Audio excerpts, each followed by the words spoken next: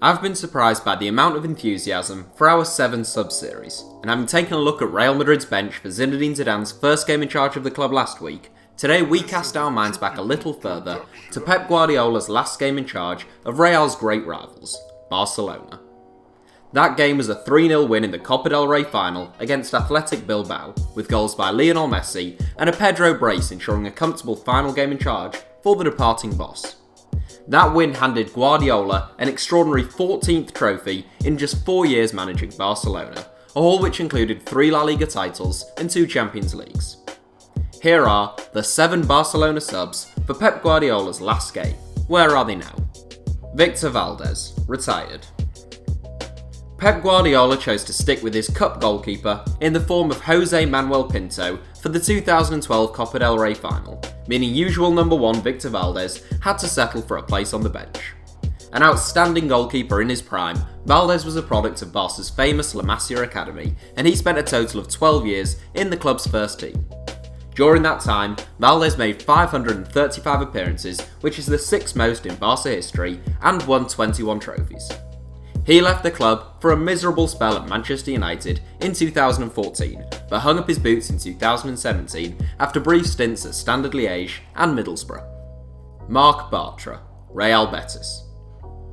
Another player who came through the youth ranks at La Masia, MARC BARTRA just seemed to be one for the future for a little too long, before the Catalan giants eventually sold him to Borussia Dortmund. The Spanish international had a tumultuous time in the Bundesliga, enjoying mixed form and being injured in a bombing attack on Dortmund's team bus. Thankfully, Bartra was okay in the end, and he returned to Spain in January with a £9 million plus move to Real Betis. He has made a good start to life back in La Liga, and he will be playing in the Europa League with Betis next season. Cesc Fabregas, Chelsea. Cesc Fabregas' move from Arsenal to Barcelona was one of the most drawn-out transfer sagas in memory.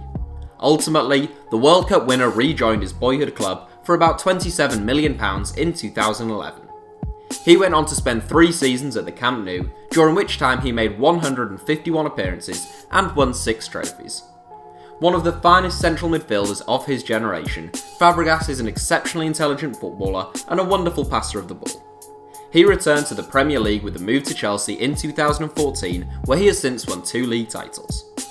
Thiago, Bayern Munich. It seems incredible to think any team could have 2 central midfielders of the calibre of Cesc Fabregas and Thiago sat on their bench for a cup final, and then you remember that Barcelona's midfield trio was Sergio Busquets, Xavi and Andres Iniesta, and it becomes a little easier to understand. Nevertheless, Thiago is a seriously gifted playmaker with tremendous technique and that rare ability of being able to pass a ball through the eye of a needle. Every player in this 7 so far began their career at La Masia, and Thiago is no exception. He racked up just over a century of appearances for Barca before reuniting with Pep Guardiola at current club Bayern Munich, in what was an exceptional piece of business for the Bavarian outfit. Seydou Keita, retired.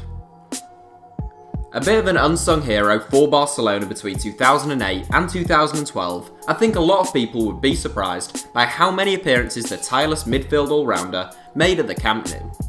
At this point I should probably state how many.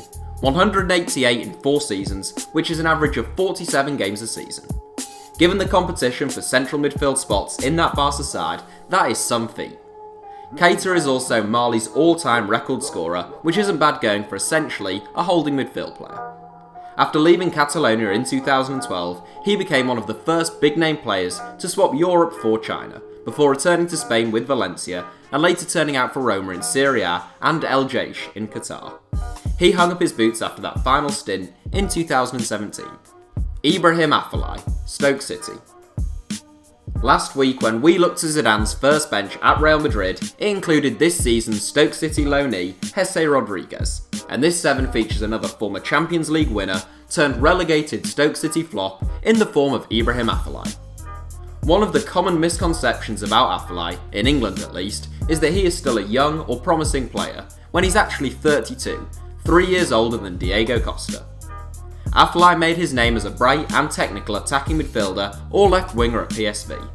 He was named as Dutch Football Talent of the Year in 2007 and reached a World Cup final with Holland in 2010 before joining Barcelona for a relatively paltry fee. He failed to break through at the Camp Nou, joining Stoke in 2015, where he has had numerous injury struggles and will be a Championship player next season if he remains with the club. Christian Thiago, Real Betis.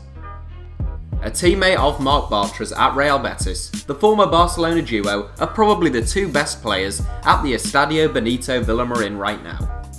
Best known as a really pacey youngster who could play on either flank or through the middle during his time at Barca, Thiago only actually left the club in 2017, although he was out on loan for every one of his last 3 seasons with the club.